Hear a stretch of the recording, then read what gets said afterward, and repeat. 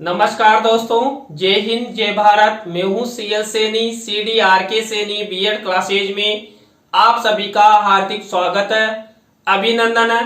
दोस्तों, हमारे चैनल की इस हेल्पलाइन नंबर पर आप द्वारा जो भी साइकोलॉजी के टॉपिक आपके पाठ्यक्रम से रिलेटेड हमें सेंड किए जाते हैं, उन्हें हम ऑनलाइन समझाने का प्रयास करते हैं। दोस्तों, आज की लाइव क्लास के अंतर्गत हम बुद्धि को प्रभावित करने वाले कारक कि ऐसे कौन कौन से फैक्टर हैं जो हमारी बुद्धि को प्रभावित करते हैं। तो दोस्तों, आप सब बने रहें हमारे साथ, हमारे इस चैनल के साथ। और दोस्तों, यदि आप हमारे चैनल पर पहली बार आए हैं और प्रतिदिन हमारे चैनल की वीडियो देखना चाहते हैं तो हमारे इस चैनल को सब्सक्राइब करें और पास ही बने बेल आइकन के बटन को जरूर दबावें, जिससे हमारे द्वारा जब भी कोई वीडियो अपलोड किया जाता है या लाइव क्लास चलाई जाती है तो उनके नोटिफिकेशन आपको मिल सके और आप अच्छा अधिगम करते हुए आप परीक्षा की अच्छी तैयारी करें और आपको अच्छे क्रेडिट हासिल हो। तो दोस्तों, यहाँ पर बुद्धि को प्रभावित करने वाले जो कारक है उनमें पहला कारक है वंशानुक्रम।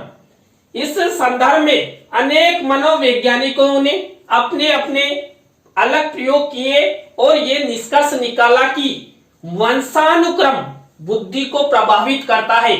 दोस्तों, यहाँ पर वंशानुक्रम से तात्पर्य हमारा जो वंश होता है, हमारी जो प्राचीन पीढ़ी है, उसी के अनुसार मानव में बुद्धि आती है और उसी वंशानुक्रम से प्राप्त बुद्धि के द्वारा व्यक्ति आगे बढ़ता है और अपने लक्ष्यों को प्राप्त करता है।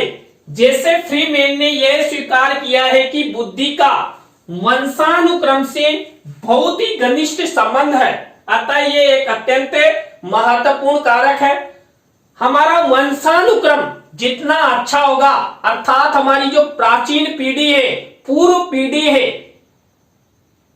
इस पूर्व पीढ़ी के लोगों में अच्छी बुद्धि है, उन लोगों के द्वारा अच्छा विकास किया गया है, तो हम में भी वैसी ही बुद्धि आएगी और हम भी ऐसे ही हमारा विकास करेंगे और आने वाली पीढ़ी को भी हम वैसा ही विकसित करने का प्रयास करेंगे। अर्थात यहाँ पर जो वंशानुक्रम होता है ये हमारी बुद्धि को प्रभावित करता है। जैसा वंशानुक्रम होगा वैसी ही हमारी बुद्धि होगी। यदि हमारा वंशानुक्रम अच्छा है तो बुद्धि का विकास भी अच्छा होगा। इसके बाद दूसरा फैक्टर है वातावरण।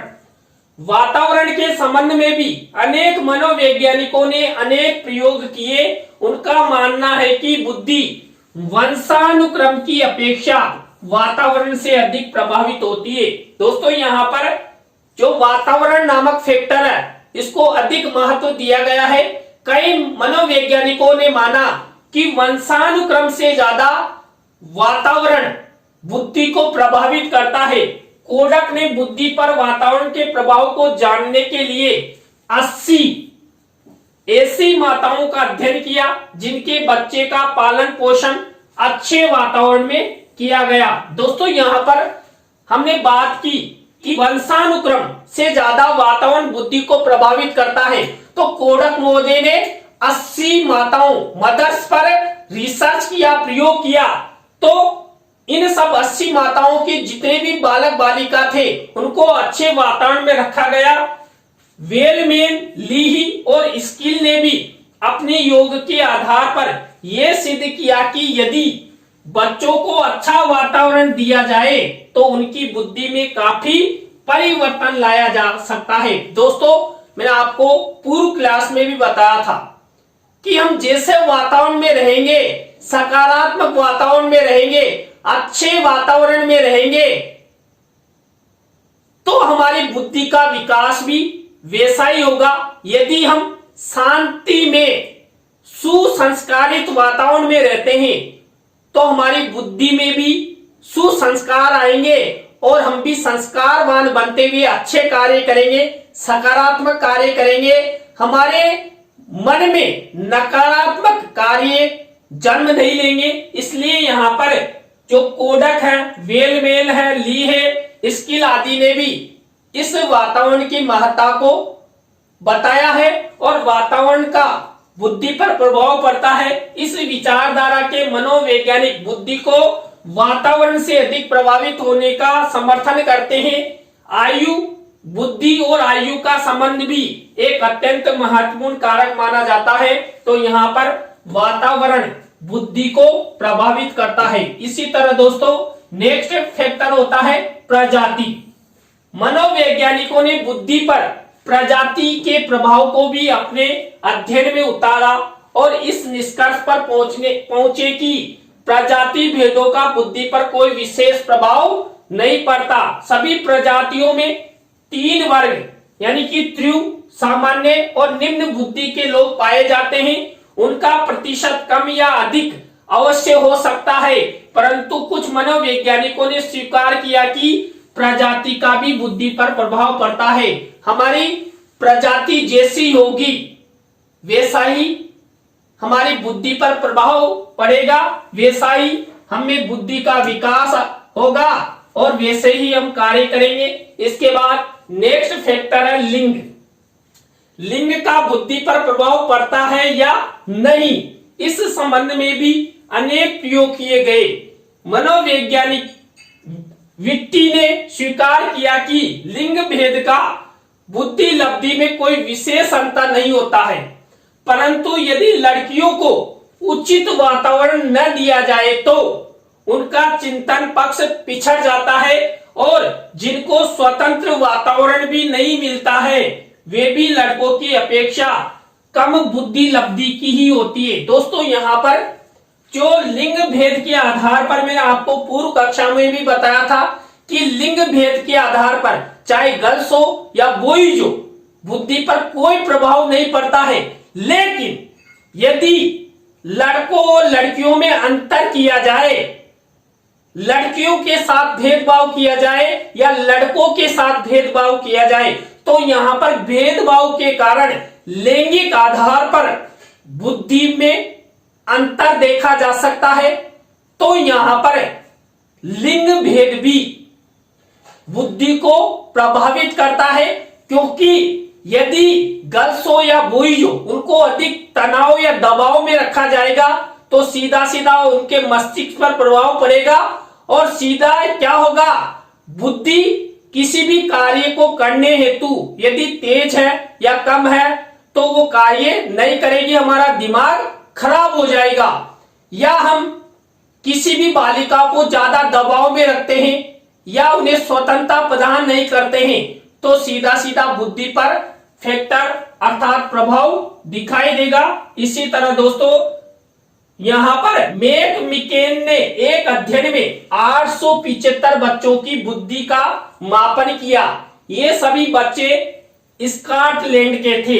इन बच्चों की बुद्धि का मापन स्टैनफोर्ड बिनेट परीक्षण द्वारा किया गया।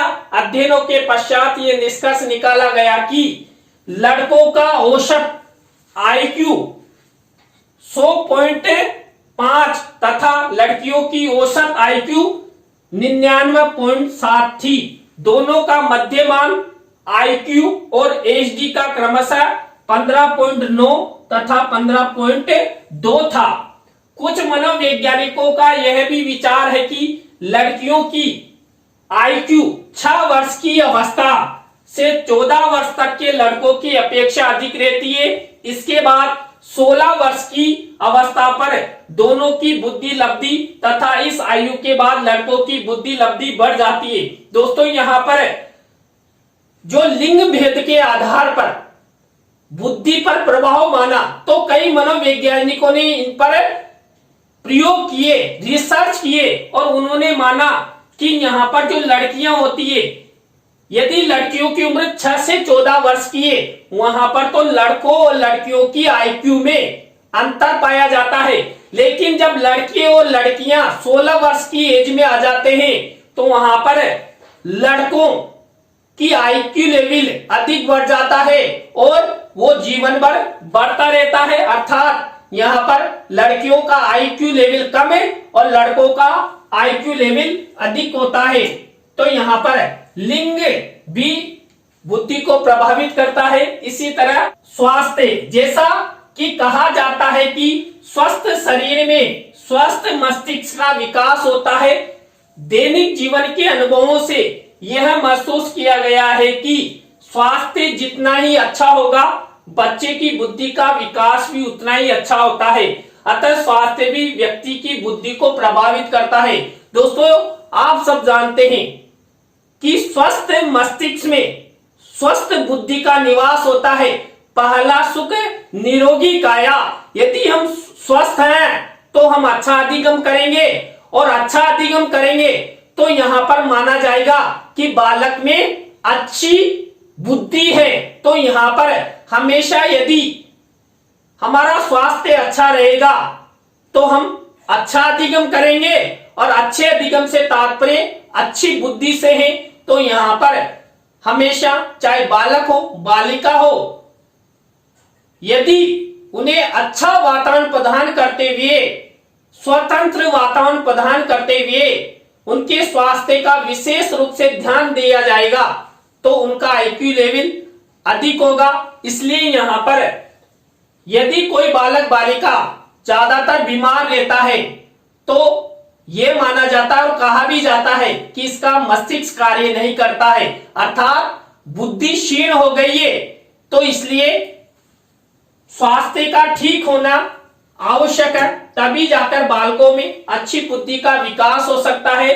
तो दोस्तों, आज की लाइव क्लास के अंतर्गत हमने आपको बुद्धि को प्रभावित करने वाले 5 कारकों के बारे में बताया कि ये पांचों फैक्टर बुद्धि को किस तरह प्रभावित करते हैं। यहां पर हमने आपको जो मनोवैज्ञानिकों द्वारा जो प्रयोग किए गए उनको भी बताया। दोस्तों, आज की लाइव क्लास आपको कैसी लगी कमेंट्स में हमें जरूर बताएं।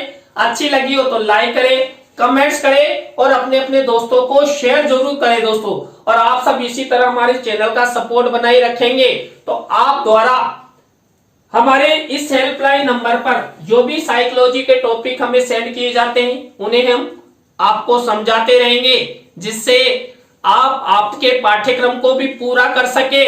और आप यदि रिटेट, CTET, second grade, first grade आदि की तैयारी भी कर रहे हैं तो वहां पर भी ये टॉपिक आपके लिए लाभप्रद हो सकते हैं। तो दोस्तों, आज की लाइव क्लास में बस इतना ही।